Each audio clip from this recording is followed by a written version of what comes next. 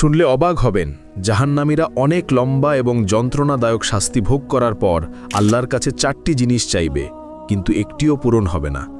প্রথম আবদার, তারা বলবে, হে আল্লাহ, আমাদের এখান থেকে বের করে দিন, আমরা আর গুনাহ করব না। আল্লাহ পরিষ্কারভাবে বলে দেবেন, চুপ, আমার সাথে কথা বলো না। তখন তারা বুঝতে পারবে যে তারা আর কখনো এখান থেকে বের হতে পারবে না। দ্বিতীয় আবদার, তারা জাহান্নামের রক্ষক মালিককে বলবে, আমাদের জন্য আল্লাহর কাছে দোয়া করুন যেন তিনি আমাদের মৃত্যু দেন। মালিক সঙ্গে সঙ্গে উত্তর দেবেন না, 1000 বছর পর বলবেন, তোমরা এখানেই চিরকাল পড়ে থাকো।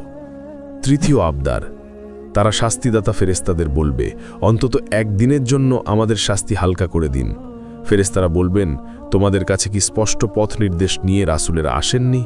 তারা বলবে, হ্যাঁ। ফেরেশতারা তখন বলবেন, তাহলে এখন নিজেরাই প্রার্থনা করো। চতুর্থ আবদার, তারা